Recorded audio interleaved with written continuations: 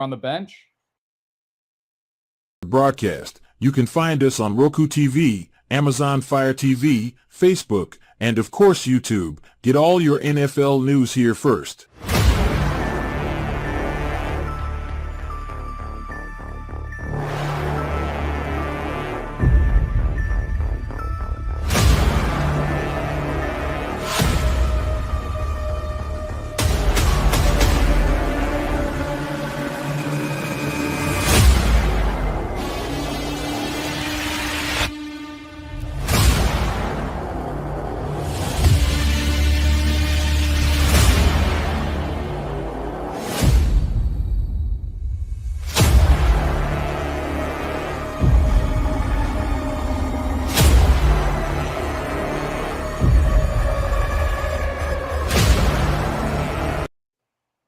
You say coffee?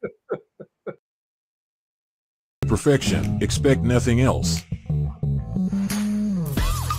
Do you like to make yourself a hot cup of coffee to start your day?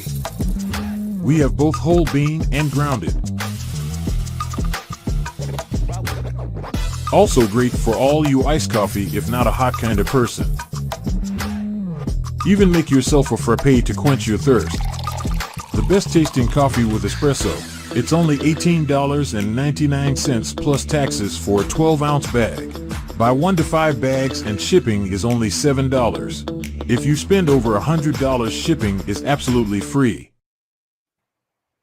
And good evening. Welcome to the Wednesday night edition of Halas. Our report. Of course, we got a man who has zero opinions about anything with the Bears, being Woody. Good evening, Woody.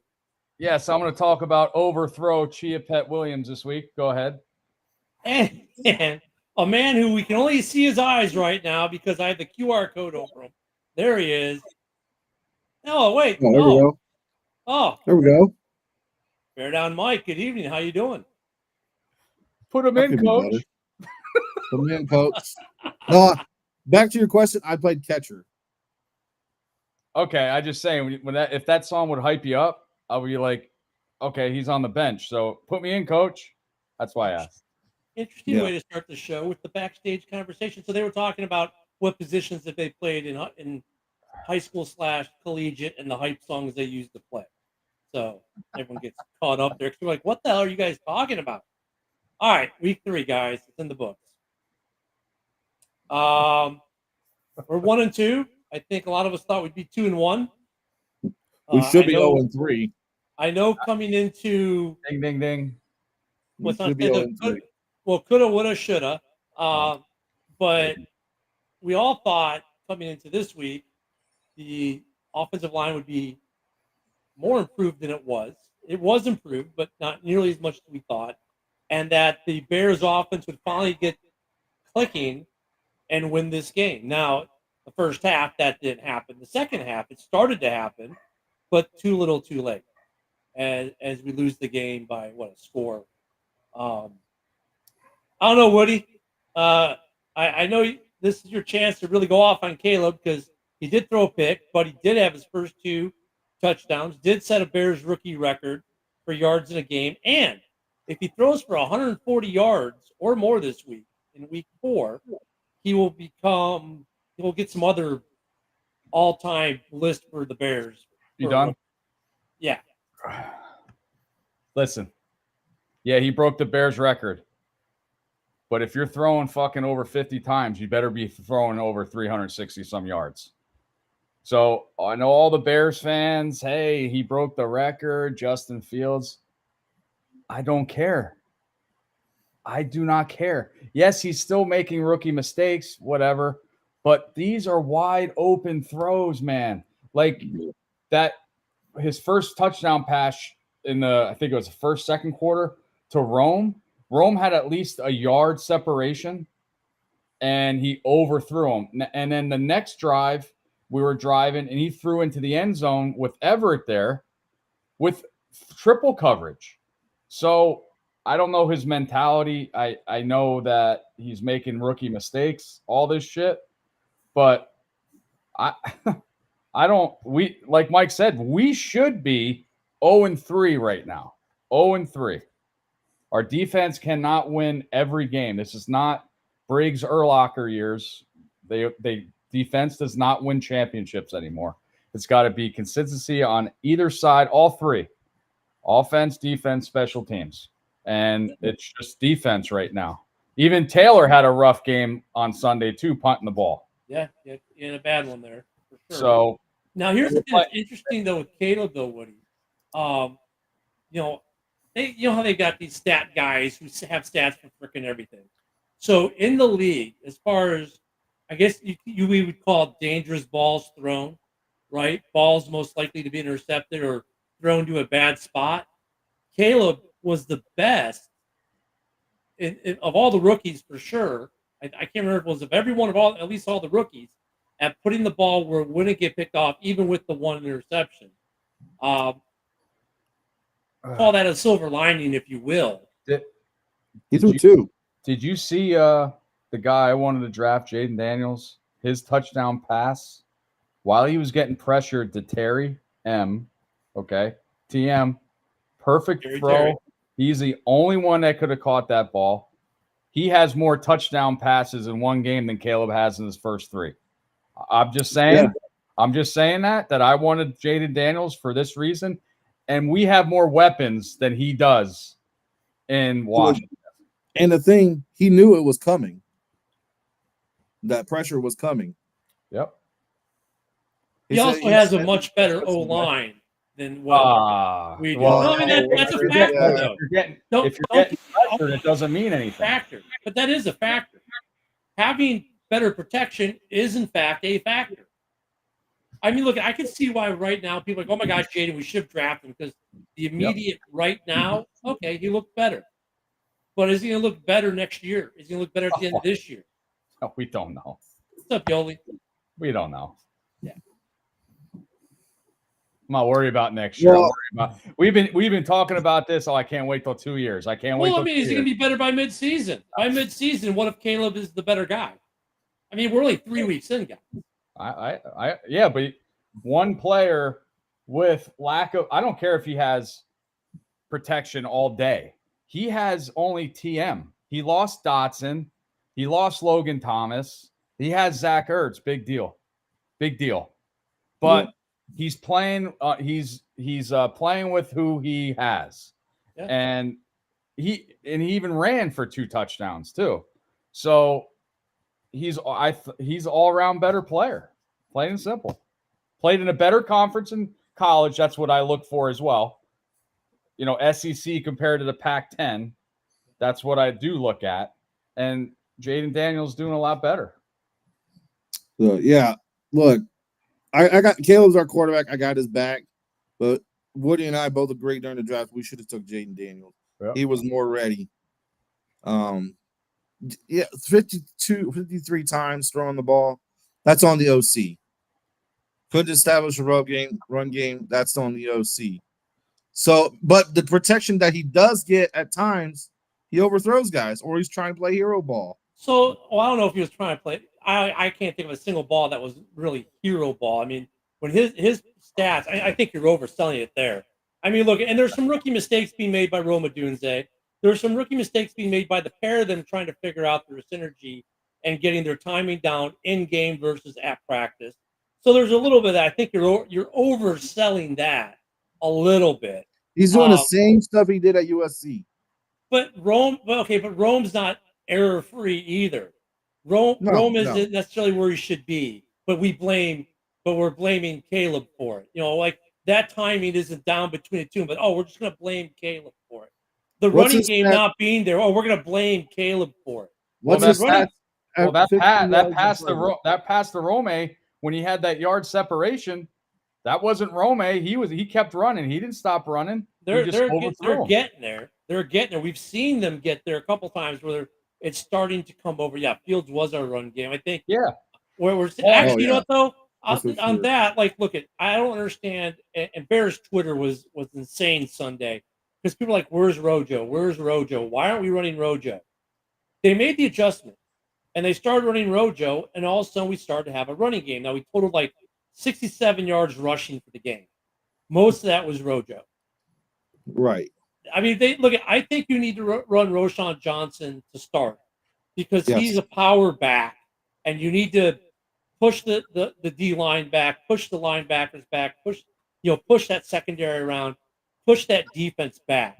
And before you go with the finesse guy, Kyle Long was on Bears Twitter going, look at Swift's a great running back, but you need to have a top tier O line for him to be truly effective, and we don't have a top tier O line. I kept asking Kyle when he's going to unretire and come help this line out. He won't give me a response, but he's not wrong. I get why we got him, but we don't have the offensive line for him. So we need to run a power back like Roshan Johnson to make him even partially, combat effective. It doesn't help. Swift runs into traffic. We saw Khalil do the same thing, but he jukes out of it. Roshan does the same thing. Swift just, I don't know, for some reason, just runs right into it. Last week was the game that they get our. Imagine if Buckner was playing. I can imagine. Yeah. It seemed like we made their defensive line, the ones that they were saying, oh, the Bears are going to win because of we're going to get a rushing game on this weekend. It didn't fucking happen. I was like, well. Yeah, I hope that the adjustment's made now that they go to Roshan, because they did make the adjustment in game. So I know a lot of people are upset with Waldron, but I'll give him credit. He made the adjustments in game, and they started to get results from the adjustments. Screen passes? Well, no, they were pushing the ball downfield too, and they were running the ball better. I think the problem we had with Getsy was this, right? Last year we said Getsy was great for the first series of scripted plays, right? He was great. After that, though, he couldn't adjust. Waldron seems to be the opposite. His scripted plays, haven't been too impressive so far, but he makes the adjustments and gets the Bears. Because look, even the Texas game, we were in it. We had an opportunity late. We got back into this one because he made the adjustments. Now what we need out of him is to take lessons learned from these adjustments and apply them at the beginning of the game, so that now the adjustments are being made to win the game, not to catch up. Well, the other thing is that the defense too. You could tell with that Jonathan Taylor touchdown run, the defense was tired. Yeah, and that's what I was afraid of. Exhausted. I'm not buying that excuse either, because we dominated time of possession. Oh my! The Bears dominated time of possession. Guys get tired. 35. We had the ball. We dominated, but 35-25. We had the ball over 10 minutes longer than them. So it's not that they were just tired. They just gave up a big play. Let's call it what it was. They gave up a big play. That's not they were tired is a bullshit excuse, because we dominated the clock. Okay. We ran more plays offensively than they did. Okay, Ken, whatever. I mean, it's true, though. We dominated.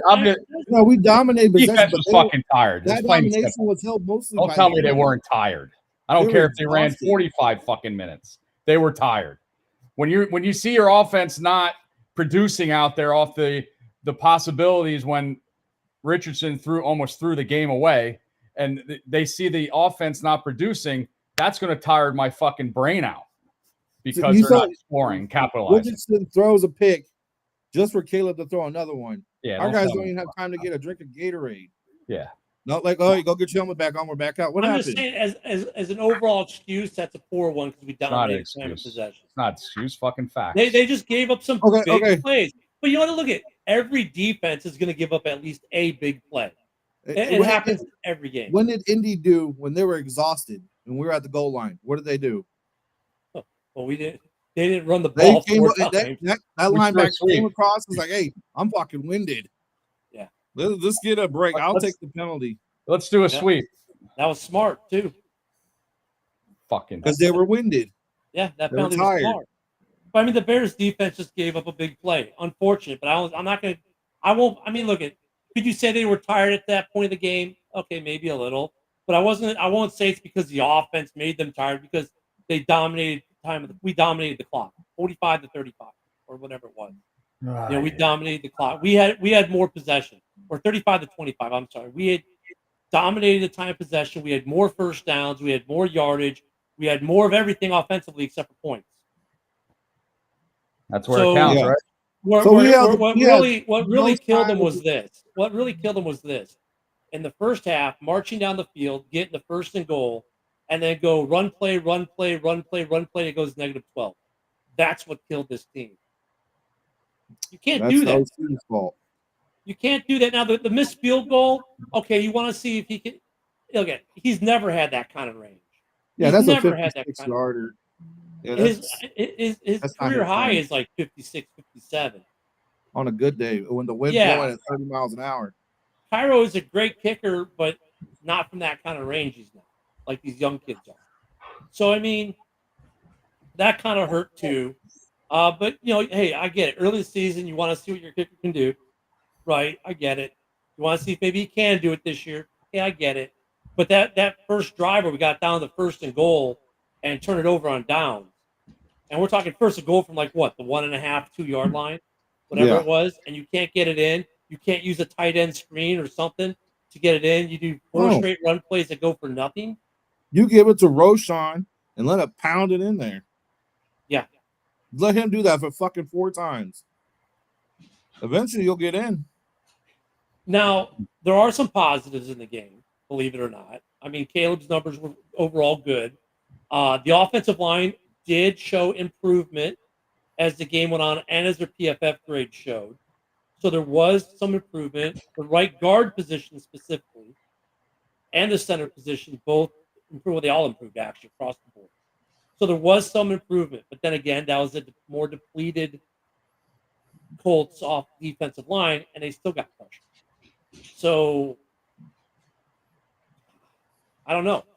So you mean like instead of 5 guys on the ground, we only had 4 laying down on the ground. Yeah, that was terrible. I mean, I'm talking the overall PFF grade performance for the entire game. The O line by PFF Yes. grade of performance. Billy, you're right. Improved. Torrey Taylor can kick the shit out of that ball. Except he couldn't kick this weekend. No, he messed one up. Yeah, that was only 30 yards or something like that. Yeah, hit off the side of his foot. So I mean, mixed bag for the Bears. First half was horrendous. Second half they got better. Now, if they could get better by the second quarter instead of the third, and I think making that long drive and not punching it in just completely wrecked them for the rest. I mean, that just psychologically wrecked them. And I call that's on Waldron's son. I mean, come on. Yes. Yeah. You're gonna go with the finesse runner, and then a halfback toss, running back toss. What's a halfback Trying to get toss? cute. Yeah. Just Punch just it in. Pound it in there. Yeah, punch it or in design run with Caleb. Or you know what? Doing a fucking tush push. Shit. No, 4th and goal. Do the sweep. Dumb fucks, man. I swear. Even that would have been better. Do a 5 yard behind the line of scrimmage screen. God, man. Or you know what? Toss it to Swift and let Swift throw it. Swift can throw. He's done it. Let him throw the 3-yard touchdown pass. Do something like that. If you're gonna Let's put Cole Kmet back under center again. Yeah, I mean, if you're gonna get creative. Don't do the stupid creative that never worked. That hasn't worked ever. Overall, I like to see the numbers compared to our first 3 games last year, rushing, because in my eyes right now, our offensive line is better than this year.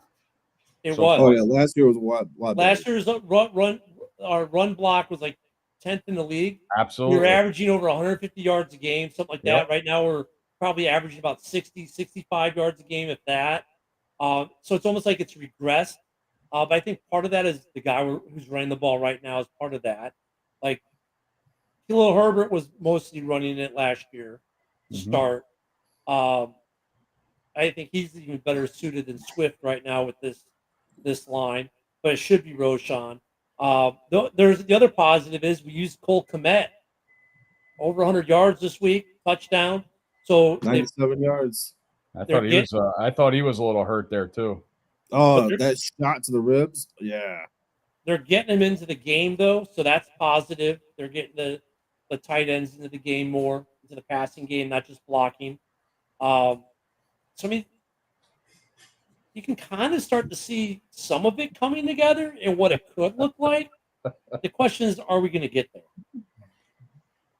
Another positive note, Justin Fields is 3-0.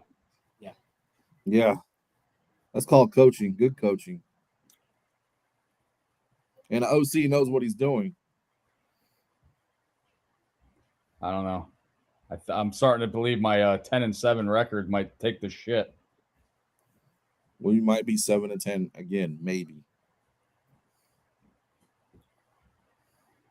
I don't know. Well, look at it. It's a long season. We got the Rams. We'll start talking about the Rams here in a little bit. I think most of us thought 2-1 at this point. 1-2 is not end the world. There are some positive things starting to happen. Caleb does look like he's going to be a good quarterback. He is improving. You're seeing it every week. You know what, Ken? I will agree with you on that. I think the game is kind of slowing down for him. There's some timing issues that got to get worked out. I'm with you. I'm not. Too early. You can't fire Waldron. I think Flus would go before Waldron. Trust me. I think look at 3 games is not. You're not going to fire your brand new OC 3 games in. No, I would say by week 6. I wouldn't even say no. You're going to give him to week 8, week 9. At least the bye week, which is week 7. So after week 6, right, would be, or after week 7. No, week 6 is week 7 is the bye week. So you're going to give him to at least that, but it's too early to even start talking that nonsense, honestly. And that's like. But I'm guaranteeing Poles has had a talk with him. Say we need to fix this. Yeah, I'm sure. And he's asking what, and he's probably also asking you what's wrong. We need to fix this, but also what's wrong, and what can I do? Is there anything I can do? I think what's up, Dub? What's part of the problem is though too. Some of the guys who we brought in to be the fixes on the O-line are on the IR or haven't played yet. Our 3rd round pick, how much has he played? Has he even played at all? I don't think he's played at all. 0 snaps. He's been inactive, right? Yep. I'm pretty sure he has. He's been inactive. I'm glad that they put Booker in. He looked off. Yeah, it's good to see him get some playing time. Well, you know what? We know what they're trying to do. They're trying to keep them all together to mesh, right? Start talking, start trusting each other. Right. And they're not meshing right now. No. You know why? We don't have a leader on that O-line. Nobody's stepped up to the plate. There isn't an Olin Kreutz kind of guy who's taking the leadership mantle. I think Tevin Jenkins is trying to in a weird way, well, maybe not in a weird way, but he's trying to in a way, but he doesn't have the voice for, like, when he talks to the media, he's saying the right thing. No. Right? But he doesn't, for whatever reason, they don't have, like, there's no one I can look at the line, like, they're saying Darnell Wright's the guy. Wright's the guy anchoring this line, pulling them together. I don't see that. They don't have that guy. I agree with you. They don't. And it can't be, and Cole Kmet can't be doing it, and you can't expect the quarterback to be doing it. He needs a guy in the line who's taking charge of the line. Eberflus. Yep. Waldron. I'm going to disagree with both of them for one reason. They'll both be gone. As you bring a new head coach, you're going to keep Waldron. No, I disagree with you guys. Like, I'll disagree with you guys all year on this one, because just if you listen to what Ryan Poles said, they want to break the cycle. The defense is coming in last week, we were top 4 in the league. That alone is going to keep Eberflus's job for another year if they can maintain a top 10 defense. That's why Ken gets paid the big bucks, man. That's why you get paid the big bucks. Well, no, just listen to what he said. He wants to break the cycle, because what's been the cycle? To break the cycle is firing your head coach mid-season. That's breaking the cycle. Well, that's breaking Bears history. But that still doesn't break the cycle. That continues the cycle. You draft the quarterback and fire the head coach and give him 2 years of two new head coaches. Okay, we're in the same place we always are. What if you go get a coach that coached that quarterback? What was the question? What was the question? What if you fired Eberflus, right? And you go get the coach that coached him in college to be the head coach. Who, Kingsbury? Yeah. He won't leave Washington. He just got hired there. And Washington probably won't let him. Well, why wouldn't he? They're not going to let him interview now, not now, but at the end of the season, this is the reason why I thought Williams might go to Washington because Kingsbury turned down the Raiders job to go to Washington. I was like, well, that's where Williams is going because he worked with him in college. There we go. You got the better quarterback anyway. But if you do that, then once again, we're in the same cycle we were. So I don't think Poles does that. I think Poles, if anything, they get a new OC. Or, shocker, they don't do anything with the head coaching staff and give them another year to work with them. Oh, and no. Look at we're too if quick. This O-line keeps on doing 3 weeks this, in, and you guys already look. We're 3 weeks in, and you guys he's gone already. You guys are 3 weeks. We're 3 weeks in, and you're already like, "Oh, fire him, he's trash." 3 weeks in. Chris Morgan's been here for 3 years. Are you fucking kidding me? The O-line coach 3 weeks. Terrible. Listen, 3 games. You put Badgett in, he wins games. Bye, Caleb. You fucking chia pet. I mean, if I were to hold you guys to the standard you guys are holding these coaches, Woody, I would have fired you after 2 days at the new job. Mike, you probably got fired after 2 days at your job. You have no right to fire me. I've been doing these podcasts longer than you. I'll be firing your fucking ass. No, at your civilian job, numbnut. I mean, that's what I'm saying. Like, we give these guys 3 games and say, oh, well, fire them. Oh, they're going to get fired. Like, dude, they're 3 games in. Look what happened to Green Bay last year. They were terrible for the first half. Second half, they came alive. Look at the Lions 2 years ago. Terrible in the first half. Won, maybe 2 games, and then set the world on fire in the second half. It's a long season. 3 games in to be calling for heads is a little... You know what I'm saying? Well, it's the decisions they're doing. We know Lieberflus sucks at making decisions. They made bad decisions in Green Bay last year to start the year. Dan Campbell made terrible decisions in the first half of that Lions year. But this is a consistently with our coach keeps on doing it. He's been here for 3 games. There's no consistency with it. I'm talking about Eberflus. Oh, I mean, the Eberflus defense went. He's doing it again this year. When he got here, the defense was in the 20s, and now it's it was ranked. No, as a DC, he's terrific. He's awesome. He's number 1. As a head coach, he fucking sucks. I get guys are buying into the culture, but if you keep on losing, that can only hold you so much. Because he's the head coach. He's responsible for special teams, for the defense, and for the offense. If you're not give his new OC that's his job gone. So give his new OC time. His new OC's had 3 games. Okay, that's why I said week 6. You got to see progress. If you don't see any progress, guys, this is the same thing. If you look at our schedule, this is really, besides our division games, because the division, who thought Minnesota would be 3-0? This is the easy part of our fucking schedule compared to our end of the season with division. So it's supposed to be easy. It's difficult for them to play. So I mean, we already saw a little bit of improvement out of the O-line this week. I'm kind of worried about the Panthers. What, when they were laying down, relaxing at the 1 yard line? Yeah. Okay, I'll cherry pick one play and call that the whole game too. What if the Panthers kicks our ass? Wow. Well, that's Andy Dalton, maybe fire the Red Rocket. Thank you, Cam. A new OC needs time. We've seen small progress, but that's only week 3. I didn't say nothing about firing Waldron. I did not say anything about that. But Eberflush, as Broski says, Eberflush, great. Eberflush has all these years fucking up, even though he brought the defense to light last year. Okay, big deal. They still didn't make the fucking playoffs. If they don't make the playoffs this year, end of season, he's gone. If I was the GM of the Bears right now, he'd be done if we don't get to the playoffs this year. Sorry, that's just me. Debate me. Go ahead, somebody. Please. Maybe not like make it to the playoffs, but like 8-9, 9-8 record. Maybe we just missed the playoffs. I think his job is safe. As long as Caleb is looking good and the offense is looking good. What I don't understand is Flush did not ever, and Ken, you said this the last time we seen this firepower is with Marshall and Jeffrey and stuff. And what did you say, Ken? Well, Caleb Williams is coming into a wet dream, correct? He is. Well, I guess the dream's pretty dry these first 3 weeks. It is. I mean, Keenan Allen being absent doesn't help, but nope.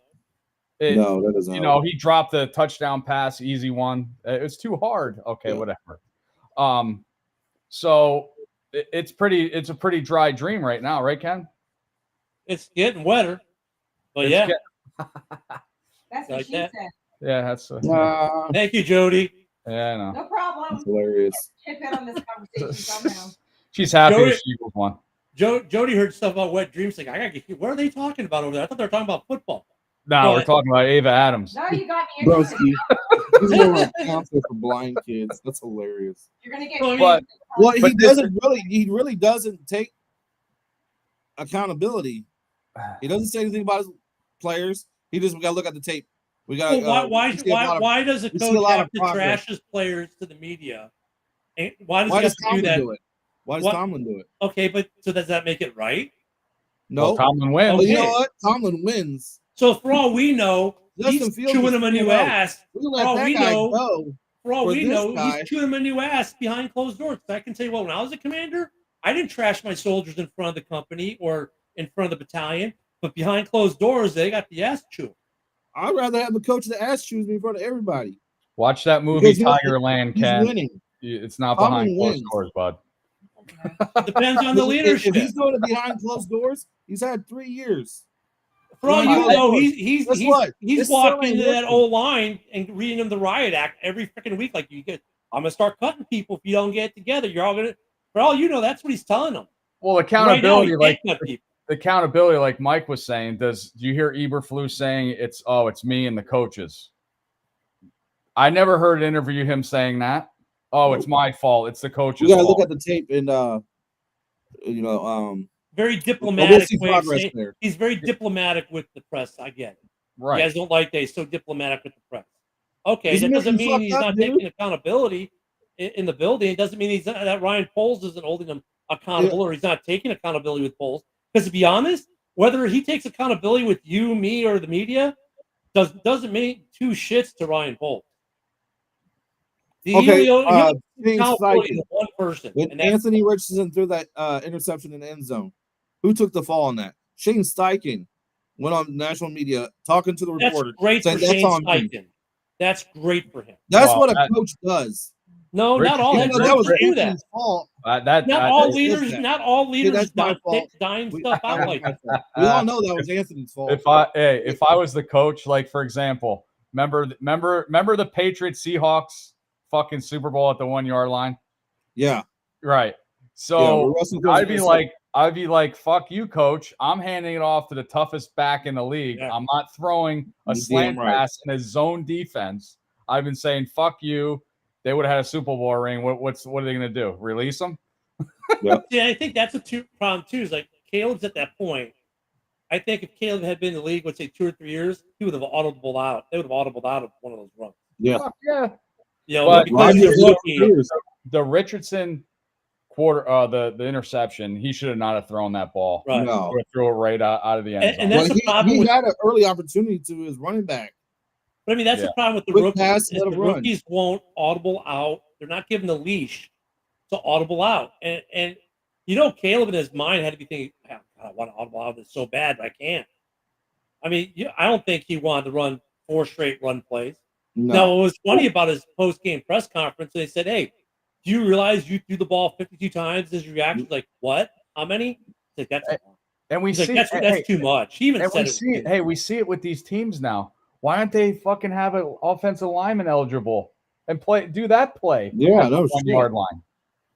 And then you're doing in the shotgun. What the Yeah. fuck are you doing? Get under center. You're on the goal line. Get under center. They need to build Yeah. confidence in this O line, and they're not doing a good job of doing that. They No. did a little No. in the no. second half. They did a little bit better job. That first half, maybe he was trying to build confidence, and that's why he went with 4 run plays, and it backfired disastrously on him. I think it said if they get the touchdown, the offensive line feels good, the team feels good, right? But they get stopped, and it had the complete opposite effect of what they're certain. Not only do you not get the points, you've now demoralized your team, and they showed it. The next drive that came out, they showed they were completely demoralized. So now we're coming to a game that the walking wounded, the Los Angeles Rams, That pulled one out of their ass last Matt week. Stafford did Matt Stafford things to end that game. Of course, they're playing a Niners team without Kittle, without CMC, without Debo. Yeah. And I didn't do much. But they And had Ayuk IU. did- They have Jennings. Jennings is coming along too. This will be an interesting week. Yeah, I know. See, it's not the Rams that I'm worried about. I was worried about our offense because we know how to play Stafford. We played against them for years. Defensively, I'm fine. Offensively, yes. I agree. I'm with you. I'm worried about our offense for sure. They have no Cup. They have no Hawaiian Stallion. No Puka. But they still pulled it out last week against San Francisco. I know that they had all their offensive players out, but San Francisco is known for their defense too. But their defensive line's not as good this year as it was last year, but they still have a Bosa, right? Yep. I mean, you've got a Bosa, you're probably okay. Yeah, it's like Pittsburgh. I don't care who's Bosa's on. Still got a walk. If Hayward wasn't there, I guarantee T.J. Watt's still getting in there. Yeah. So I hope they take the let. For me, it comes down to this: if we look at the opening drive, and Rojo's not back there to run the ball, then I'll be like, okay, Shane, did you not learn anything last week? If you're going to keep handing the ball to DeAndre Swift and get a negative play on first down with him, then you haven't learned anything through 3 weeks. No. Like his best run was at the end of a game where he hurdled a guy when you had beaten your lineup. I remember that. The toss. It was a toss. So, but you can't, he's not, with this offensive line, you can't start him. You got to go with your bruiser. You got to go with your power back. You got to go with Roschon Johnson to start. And then, what are they going to keep getting are they going to get the tight ends involved early versus late? I think part of the problem we've seen, because Caleb and Rome have been trying to connect. And they've made a few, but I want to see that connection get better. I think DJ's frustrated because he is drawing the coverages a lot harder this year than maybe last year. And he's not getting maybe some of the calls, some of the game plays, and some of the balls he wants. I like to see that improve. And I like to see Keenan Allen actually dress and get on the field. Well, we were noticing that play action was working for Caleb. A couple of those deep balls came from Caleb when he was on the play action. And that was a change. Don't take that away. Right. That was an adjustment they made, right? Yeah. So, keep the play action, maybe even do a designed run or two for Caleb this week. Right? I mean, you can do that with him. He's got the skills. So well, maybe not with this whole line. Yeah, I just no, but move in the pocket. Move in the pocket, do a designed run. I don't, they could do some things. I mean, that's what I'm saying. We've seen some improvement. Broski, I agree. He goes, I feel like the offense wants to break out, but they just can't because of the O-line and the play calling. I think the O-line more so than the play call. If the O-line was good, I think the play calling might work. The problem is the play calling isn't work because you want the people to execute the actual play call. So it's one of those situations. So then he's got to make better play calls for the people he's got executing the plays. And that's where Waldron then has to make a change, right? So now you've got 3 games under your belt, Shane Waldron. You know what your personnel can and cannot execute in a game by this point to a pretty good degree. So if he doesn't adjust based on that at this point, then there's a problem with him as the OC. And I would agree then that maybe he would be replaced at some point during the season. Yeah. But you can tell he's already started to make adjustments. Look at the second half. Yeah. Now, they got to just start the game out that way. You don't have all 4 quarters that way. They don't have the personnel. It's like Mike Martz. A lot of people said, oh, he was an offensive genius. When he came to Chicago, he flopped. Why? He didn't have the personnel to execute his plan. I think that's some of what's happened to Shane Waldron. In practice, it looks like they can execute, but practice is different than a game. Well, Seattle was happy to get rid of him, and they're 3-0 right now. They told I can know a couple Seattle fans. Waldron hates running the ball and he hates the tight ends. There were some Seattle fans though that were not so happy to see him go too. It's like with any fan base, you got half of them want to see the guy go, the other half doesn't. Yeah, I think most of the fan base was happy to see Luke Getsy go, but we do give him credit on the script. He was good. He was really good. After that, when it comes to changes, no adjustments, no. We need Waldron to do the one thing Getsy did well. the scripted plays at the beginning of the game. Plays. Yeah. Because he's a lot better at making the adjustments during the game. His scripted plays, though, haven't been there. I think now he's got a better idea. We'll see this week. This will be an interesting test. We should see improvement. We should see, I hope, a win at home where the Bears have won how many in a row now? 3? Maybe more than that. I think it's like 6 or 7 I saw. Yeah, they won, what was it, 5? Yeah, they got a little win streak going. Yeah. Stepping back from last season, yeah. I think, though, I don't think it's that Caleb can't run the intricate play, right? I think part of it is it's too intricate for what the protection they can provide him. Yeah. Like, Yeah, I think if you establish the run, the O-line will get better because they won't rush as much. The O-line will keep up and give Caleb that time. And if you're moving the pocket, because this O-line is so bad, it's going to create opportunities. I was thinking of one play when he hit Cole Kmet, when he juked that defender out of the pocket. If you guys remember. You guys remember that one? Did he made a strike to Cole Kmet? Like, that's what you need to do. Not necessarily the juke, but get him out of the pocket on the move. He seems to do pretty damn well because we don't have the offensive line to protect him. The other thing is that if we don't get the run established, Caleb's going to be thrown another 50 times again. Yeah. And just the reaction that Caleb had, though, when they said, "Do you realize how many times?" He was like, "Oh, my, that's too much." I mean, he even said, "That's too much." Yeah, that's a lot. That's way too much. Saying, "I'm throwing the ball too much." There's your sign. Maybe that's his excuses. Oh, if I throw that much, I throw interceptions. That's why I throw that much. Justin when I had that in 3 games last season, 53 times. I mean, Justin couldn't throw it 53 times. Even if he wanted to, he couldn't. I mean, I think that's where Caleb is better. It felt like he ran 53 times. And Caleb, well, you know, right now, Fields is completing 73% of his passes. Yeah, he was first. Last week was his. I think he went 16 for his first 16. Yeah, he was really good ridiculous. Last week. He threw a dime for that touchdown. That was a dime. Yeah. Caleb. Yeah, Broski goes. I think Caleb has more potential than I initially thought when they drafted him. I think a lot of people are starting to think that. I mean, you know what I like out of him? He steps into the pocket, doesn't try to escape the pocket, and he's getting better at avoiding that interception on the sidelines. Yeah, his feet was 1 foot in the air.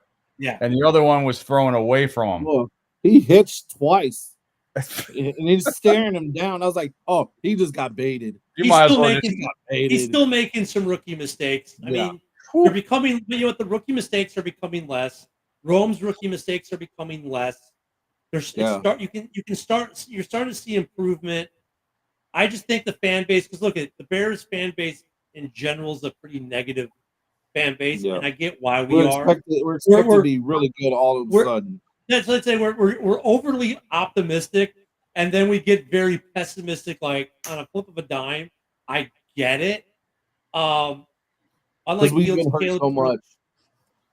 We hype ourselves. The fan base hypes itself up way too much, and then when it doesn't meet the hype it can't meet, they get very negative real quick.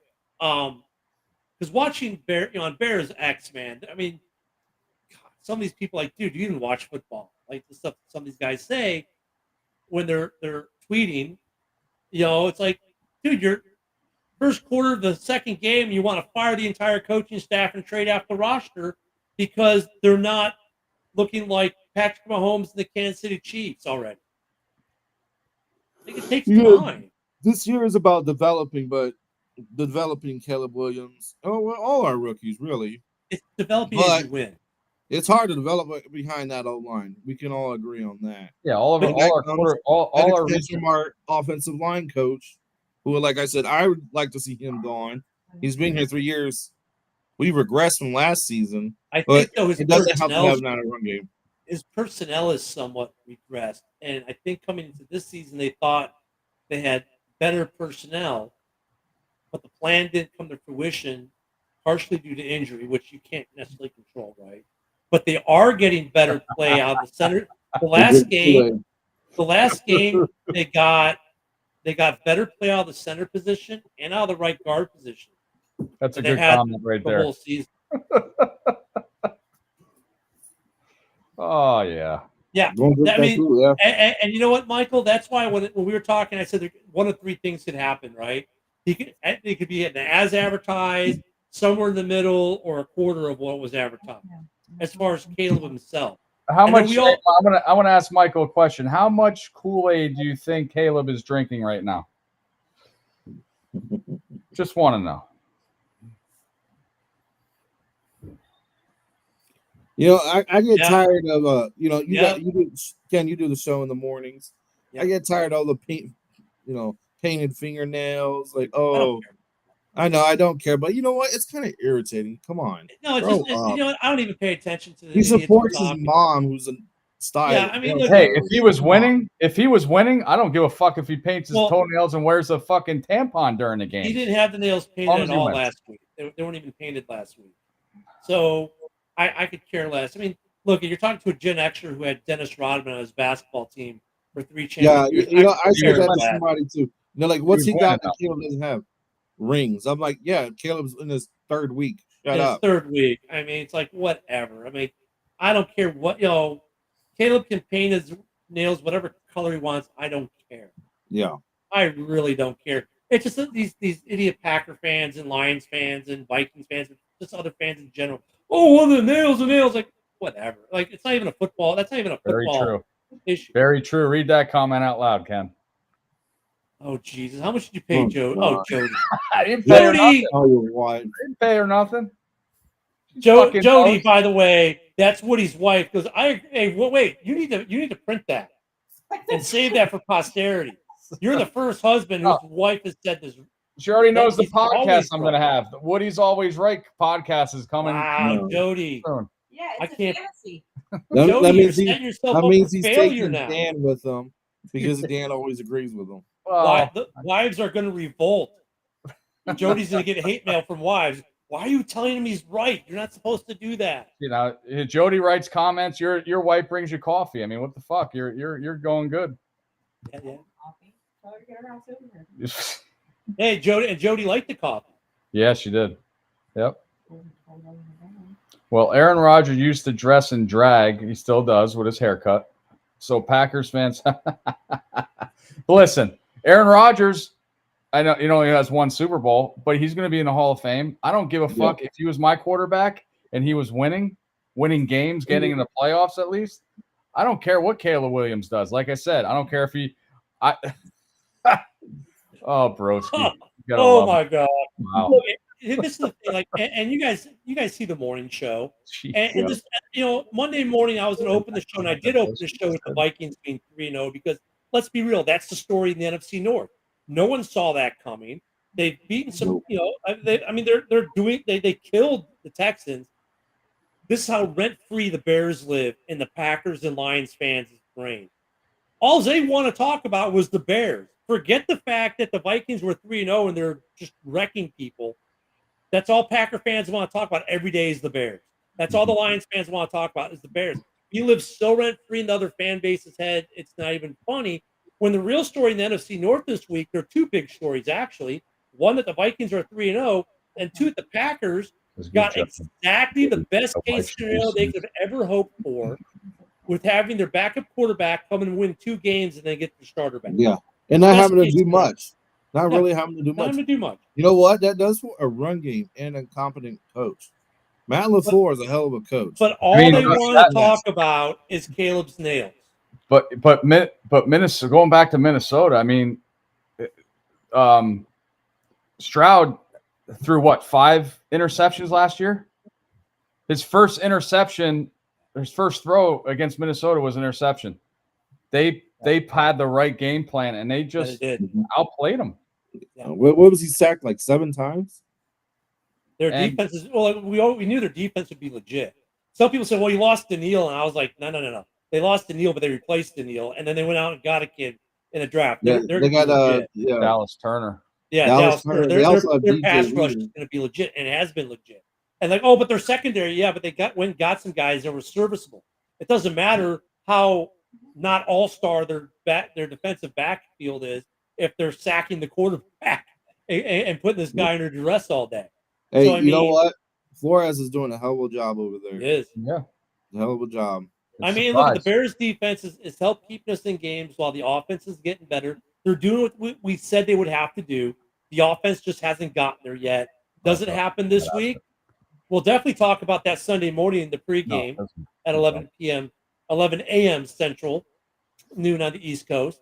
We'll definitely talk more about that Sunday, but I mean, that's what we're going to have to see. And then I want to see what the injury report's going to look like this week. Because the injury report... Well, it should have came out today. Well, yeah, but I don't trust the Wednesday report. Keenan looks like he's going to be ready to go. So right now, Darnell Wright didn't practice. He's questionable for Sunday. That's what I'm saying. I wait till Friday's injury report. That's the one that's kind of more telling. Because, like, for instance, the old man's not going to practice because he's on rest. I mean, there's a couple guys that aren't going to practice that don't practice today because they're got a nagging thing that they think, oh, take a day off and it'll be better. Yeah, you watch it, but until Friday. But the offensive line, that's where the improvement's got to be, and the run game. I think the passing game is getting there. Wow, obviously. There's a lot of guys that didn't practice. Yeah, not surprised. Well, who didn't practice? What's the injury report? We got time. Pickens didn't practice. Terrell Smith didn't practice. Darrell Taylor didn't practice. Darnell Wright didn't practice. Keenan Allen left practice. Billings left practice. Blasingame left practice. Nate Davis, Braxton Jones, and even Montez Sweat left practice today. I'll tell you, that's a guy we didn't talk about all show that we missed this weekend. Yeah. Last game. Oh, did we miss the blocking. Yeah. Jeez. What's going on with Montez, man? He hasn't done anything really. He has a block pass. He creates the pressure, but yeah, he isn't getting. We sacked Anthony Richardson one time. He's got one sack, and then against Stroud, he had a block pass. He's creating pressure. He's pulling the double, triple team, so it's helping the rest of the line. But yeah, he's hasn't gotten going yet. Well, he had a sack and 2 tackles for loss. I think Michael. The problem though is we talked about this earlier with him is he's running the wrong running back for the personnel he's got. Yeah, that's the problem. And I think if he goes to Roschon Johnson early instead of Swift, that might change some things to the betterment of the offensive line in this offense. Yeah, even Khalil Herbert was doing a great job. Yeah, but Swift was the guy they spent the money on. But yes, Walker had the most tackles. He had 7, but the next 4 were all cornerbacks. Could we see at a point that DeAndre Swift falls down the running back chart? It's like the 3rd.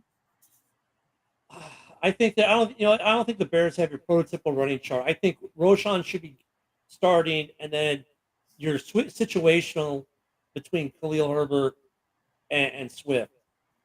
And I think if you run Roschon the first half, then you can run Swift the second half. Yeah, and if Roschon becomes our starting running back, how much we pay him a year? What, $900,000? Yeah, man. And we're paying DeAndre Swift how much? $8 million, something like that. $7-8 million is $7-8 million. That looks really bad on polls. I mean, it's just they don't have the offensive line. I didn't agree with the signing at the time. I mean, when you look what he did in his career, the signing wasn't bad on paper, but when you look at the personnel group they've got on this offensive line, they can't play at the level he needs them to be. So, in that level, it was a bad sign, right? Yeah. But if you were to, let's say we brought Roquan or Saquon, would we be having the same issue with Saquon? Well, we're talking about 2 different running backs. He'd have been hurt already.